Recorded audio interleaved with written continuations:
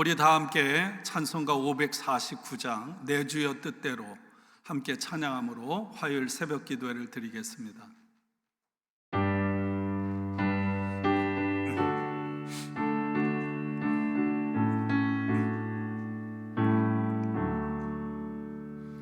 내 주여 뜻대로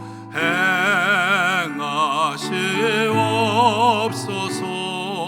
온 몸과 영혼을 다 주께 드리니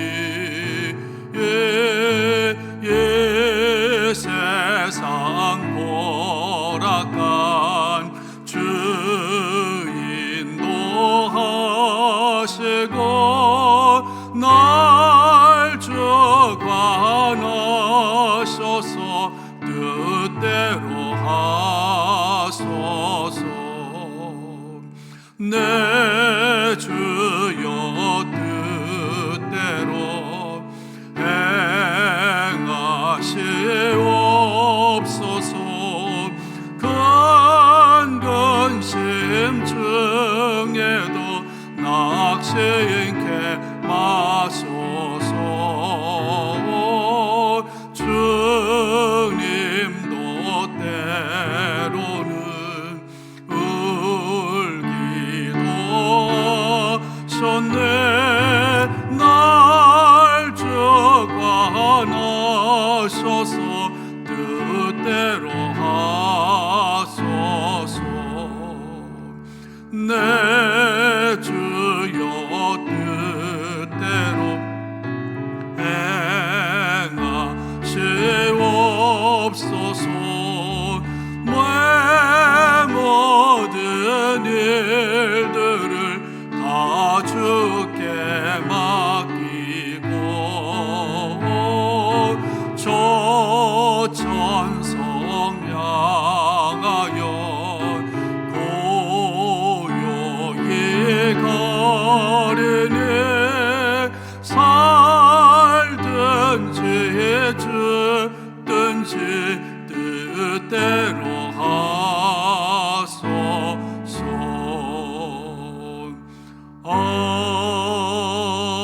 아멘. 오늘 우리들에게 주시는 하나님의 말씀은 다니엘 4장 19절로 27절입니다. 우리 함께 봉독하겠습니다. 벨드사살이라 이름한 다니엘이 한동안 놀라며 마음으로 번민하는지라 왕이 그에게 말하여 이르기를 벨드사살아 너는 이 꿈과 그 해석으로 말미암아 번민할 것이 아니니라. 벨드사살이 대답하여 이르되 내 주여 그 꿈은 왕을 미워하는 자에게 응하며 그 해석은 왕의 대적에게 응하기를 원하나이다. 왕께서 보신 그 나무가 자라서 견고하여 지고 그 높이는 하늘에 닿았으니 땅 끝에서도 보이겠고 그 잎사귀는 아름답고 그 열매는 많아서 만민의 먹을 것이 될 만하고 들짐승은 그 아래 살며 공중에 나는 새는 그 가지에 깃들었나이다. 왕이여 이 나무는 곧 왕이시라. 이는 왕이 자라서 견고하여 지고 창대하사 하늘에 닿으시며 권세는 땅끝까지 미치심이니이다. 왕이 보신즉 한 순찰자 한 거룩한 자가 하늘에서 내려와서 이르기를 그 나무를 베어 없애라. 그러나 그 뿌리의 구루터기는 땅에 남겨두고 새와 노줄로 동이고 그것을 들풀 가운데에 두라. 그것이 하늘 이슬에 젖고 또 들짐승들과 더불어 제 몫을 얻으며 7대를 지내리라 하였나이다. 왕이여 그 해석은 이러하니이다. 곧 지극히 높으신 이가 명령하신 것이 내 주 왕에게 미칠 것이라. 왕이 사람에게서 쫓겨나서 들짐승과 함께 살며 소처럼 풀을 먹으며 하늘 이슬에 젖을 것이요 이와 같이 7대를 지낼 것이라. 그때 지극히 높으신 이가 사람의 나라를 다스리시며 자기의 뜻대로 그것을 누구에게든지 주시는 줄을 아시리이다. 또 그들이 그 나무 뿌리에 구루터기를 남겨두라 하였은즉 하나님이 다스리시는 줄을 왕이 깨달은 후에야 왕의 나라가 견고하리이다. 그런즉 왕이여, 내가 아뢰는 것을 받으시고 공의를 행함으로 죄를 사하시고 가난한 자를 긍휼히 여기심으로 죄악을 사하소서. 그리하시면 왕의 평안함이 혹시 장구하리이다 하니라. 아멘. 오늘도 주님의 은혜가 여러분 가운데 가득하기를 축원합니다. 추수감사절 연휴를 보내고 있습니다. 여러분들에게 주님으로 인해 또 하나님께서 여러분들의 삶에 베풀어 주신 많은 은혜와 선물로 인해 여러분 감사하는, 특별히 깊은 마음에서부터 감사하는 그런 한 주간이 되기를 주님의 이름으로 축원합니다. 다니엘은 하나님의 은밀한 일을 깨닫는 사람이었습니다. 다니엘은 느부갓네살의 꿈을 해석해 주었습니다. 그러자 느부갓네살은 다니엘에게 엎드려 절하고 사람들을 시켜서 다니엘에게 예물과 향품, 보물을 주었습니다. 그리고 다니엘에게 은밀한 것을 드러내게 하신 하나님에 대해서 고백합니다. 느부갓네살은 꿈을 알려주고 해석해준 대가로 다니엘을 바벨론의 모든 지혜자의 어른으로 여기고, 그리고 다니엘의 세 친구들을 바벨론 지방을 다스리는 관리로 임명을 했습니다. 이것이 2장, 3장의 내용입니다. 어제 새벽에 나눈 말씀은 느부갓네살이 꿈에 대한 이야기입니다. 오늘도 그 꿈에 대한 동일한 이야기를 하고 있고, 그 꿈에 대해서 다니엘이 해석을 하는 내용입니다. 다니엘은 느부갓네살 왕의 꿈을 들은 후에 한참 놀랐습니다. 다니엘이 왕이 꾼 꿈에 대한 불길한 해석을 해준다는 것은 한 대제국의 신하로서 엄청난 두려움이었을 것입니다. 왜냐하면 꿈의 내용은 느부갓네살 왕이 몰락한다는 것이거든요. 19절은 이렇게 시작합니다. 내 주여, 그 꿈은 왕을 미워하는 자에게 응하며 그 해석은 왕의 대적에게 응하기를 원하나이다. 다니엘은 느부갓네살이 첫 번째로 꾼 꿈인 번성하는 나무에 대해서 해석했습니다. 한 나무가 자라서 견고해지고 그 높이가 하늘에 닿아서 땅 끝에서도 볼 수 있게 되었습니다. 그 잎사귀는 아름답고 열매는 온 세상 모든 사람들이 먹고도 남을 만큼 풍성했습니다. 들짐승과 공중에 나는 새들이 그 나뭇가지의 그늘과 가지 아래 안식처 보금자리를 틀었습니다. 두 번째는 한 순찰자, 한 거룩한 자가 하늘에서 그 모든 상황을 지켜보신 후에 땅으로 내려와서 말하는 내용입니다. 하늘을 찌르듯이 높고 모든 것이 완벽하게 갖추어진 풍족하기만 하던 느부갓네살이 하늘의 이슬을 맞으며 도움을 바라지 않으면 안 되는 처지로 떨어져서 7년을 보내게 될 것이라는 해석입니다. 이것은 지극히 높으시니 바로 하나님께서 행하시는 일이었습니다. 이 세상은 느부갓네살 당신이 다스리는 것이 아니라 바로 지극히 높으시니 하나님이 다스리시는 것이라는 사실입니다. 지극히 높으시니 하나님이 명령하신 것이 바로 바벨론 왕 느부갓네살에게 그대로 이루어질 것입니다.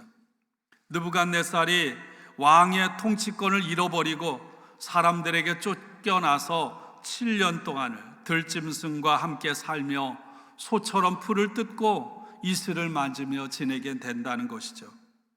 이런 고통의 시간을 보내면서 느부갓네살은 자신이 바로 내가 세상을 다스리는 왕이 아니라 지극히 높으신 이가 세상을 다스리고 자기의 뜻대로 그것을 누구에게 줄 것인지 아니면 빼앗을 것인지까지도 정하신다는 사실을 느부갓네살이 고난을 통해서 깨닫게 될 것이라는 것입니다. 그러나 하나님께서 말씀하시죠. 그 나무 뿌리에 구루터기는 남겨두어라. 하나님께서 7년의 고통의 시간을 지난 후에 느부갓네살을 회복시키고 그의 나라를 견고하게 세워주시겠다는 꿈입니다. 여러분, 의사가 환자를 진단하면 그에 맞는 처방을 내립니다. 그 처방전을 따라하면 환자들이 회복이 되고 병에서 낫게 되는 것입니다. 마찬가지로 다니엘은 느부갓네살에게 하나님의 심판을 받아 망하지 않고 살아남게 될 방법을 처방전처럼 가르쳐 주었습니다. 그것이 오늘 27절의 말씀입니다. 그런즉 왕이여, 내가 아뢰는 것을 받으시고 공의를 행함으로 죄를 사하고 가난한 자를 긍휼히 여김으로 죄악을 사하소서. 그리하시면 왕의 평안함이 혹시 장구하리이다. 한마디로 말하면 공의를 행하라는 것입니다. 가난한 자를 긍휼히 여기라는 것입니다. 바로 그것이 죄를 사함받는 길입니다. 죄를 사함받는다는 것은 뭐냐면 하나님께서 심판을 내리는 일을 그만두겠다는 것입니다.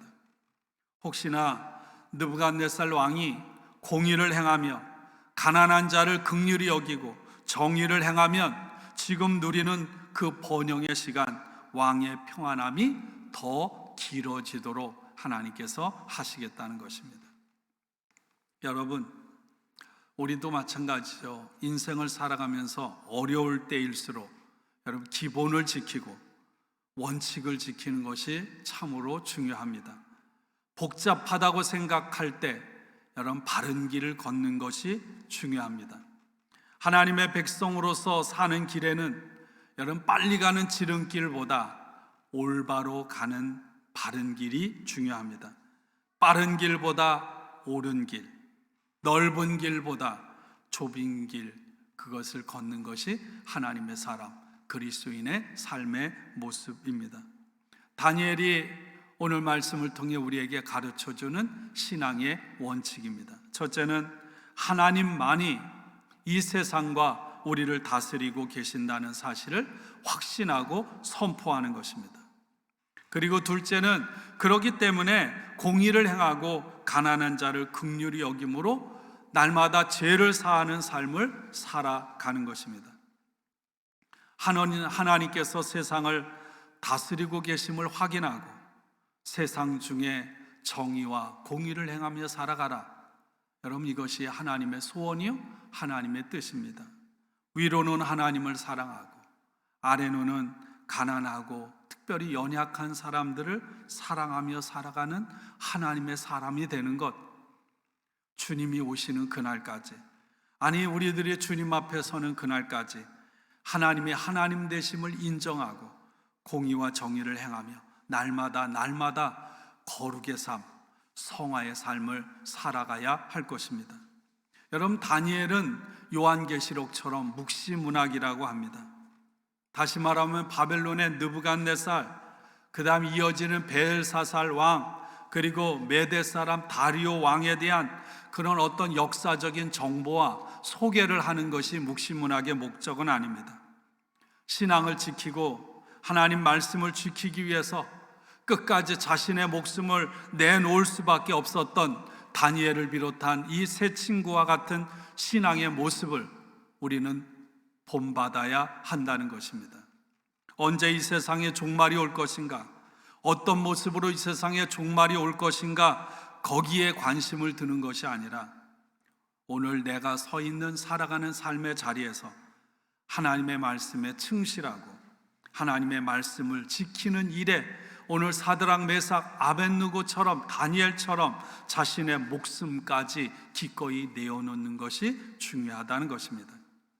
우리의 삶의 연장이 하나님이 계시지 않는 것처럼 때로는 암울하고 악이 지배하는 것처럼 보일 때에도 하나님은 살아계셔서 이 세상의 모든 역사, 삶, 인간의 모든 것을 주관하신다는 사실을 배우고 깨닫고 하나님의 사람으로 살아가게 하는 것이 바로 묵시문학입니다. 하나님이 원하시는 세상의 지도자는 어떤 사람이어야 할까? 물론 대통령만을 말하는 게 아니에요. 공자가 말했지 않습니까? 여러분, 세 사람이 한 길을 걸어간다 할지라도 그 중에는 반드시 스승이 있다고요. 다시 말하면 오늘 우리들에게 주시는 말씀임을 믿습니다. 이 세상의 통치자 바벨론이라는 대제국을 통일시킨 왕이라고 할지라도 여러분, 그가 하나님을 온전히 찾지 않으면 결국은 망하게 되고 포로로 끌려와서 남의 나라에서 고통을 받고 살아가야 하는 유대 백성들과 별반 다르지 않다는 거예요. 왕이 이제까지 공의와 정의를 행하지 않았기 때문에 다니엘은 그가 정해진 기간 내에 왕으로서 행하지 못한 죄를 없애고, 그 기간이 몇 년입니까? 7년.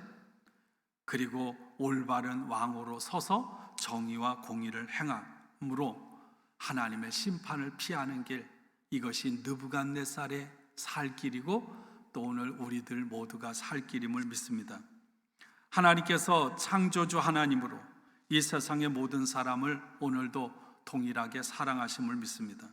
요한복음 3장 16절은 이렇게 말씀하고 계시죠. 하나님이 세상을 이처럼 사랑하사 독생자를 주셨으니 이는 저를 믿는 자마다 멸망하지 않고 영생을 얻게 하려 하심이라. 근데 여러분, 하나님께서 세상을 심판하실 때 여러분 항상 어떤 룸을 남겨두시는 하나님이심을 믿습니다. 다시 말하면 하나님 심판을 하시되 기회를 주시려고 기다리시는 하나님이라는 거예요. 노아의 홍수 때도 그랬고요, 여러분 소돔과 고모라 때도 그랬습니다. 아브라함과 하나님이 여러분 빼기 싸움을 하지 않아요? 계산 싸움을 하지 않습니까? 심지어 바로에게 10가지 재앙을 통해 돌이킬 기회를 하나님은 주셨습니다. 하나님은 이렇게 인격적인 하나님으로 우리들 모두에게 어떤 회초리 심판을 내리기 전에 먼저 경고하고 우리로 하여금 깨닫게 하고 돌아오기를 기다리시는 분임을 믿습니다. 느부갓네살은 하나님의 손에 들려진 하나님의 도구임에도 불구하고 자신의 힘과 능력으로 세상에 대제국을 세웠다고 착각을 했습니다. 그러므로 하나님께서는 느부갓네살을 정신 차리도록 심판하셨지만 오늘 말씀에는 그를 다시 회복시키신다는 거예요.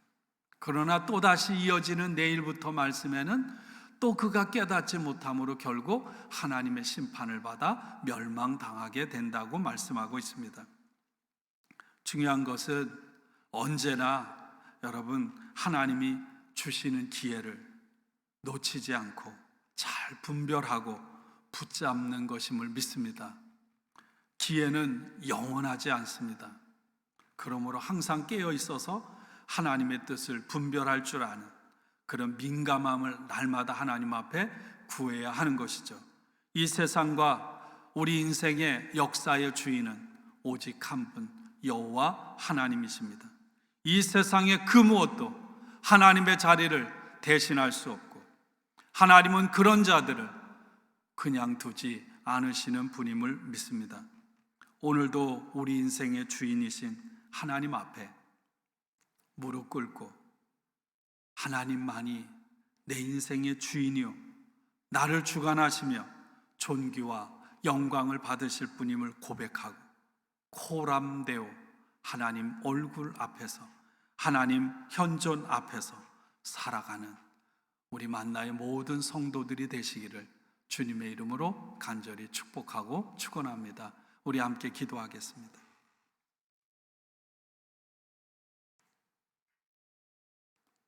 하나님 감사합니다. 오늘 말씀은 우리에게 이 세상과 인생의 모든 것을 주관하시는 분이 오직 한 분 하나님이심을 깨닫게 하시니 감사합니다. 그 하나님만을 높이며 하나님의 영광을 위해 살게 하여 주옵소서. 또한 하나님은 거룩하신 하나님, 내가 거룩하니 너희도 거룩할지니라 말씀하시며 이 땅에서 하나님의 소원, 하나님이 원하시는 하나님의 정의와 하나님의 공의를 이루며 살아가는 그리스도의 참된 제자가 되기를 원하시는 줄로 믿습니다. 오늘 하나님의 말씀 앞에서 하나님 우리를 온전하게 세워 우리로 하여금 하나님을 높이며 정의와 공의의 삶을 살아가는 진정한 하나님의 사람, 주님의 제자가 되게 하옵소서. 하나님, 큰 수술을 받고 이제 퇴원해서 집에서 요양하는 사랑하는 여종 탁길성 권사와 구강암 수술을 받고 지금 항암 치료 중에 있는 사무엘 성도와 그 가족과 사랑하는 모든 성도들, 오늘도 선교지에서 또 삶의 자리에서 주님의 복음을 증거하는 많은 귀한 주의 종들, 코로나 바이러스를 퇴치하기 위해 힘쓰고 애쓰는 모든 의료진들 위에 지금부터 영원토록 함께하여 주옵소서. 예수님의 이름으로 감사하며 기도하옵나이다. 아멘.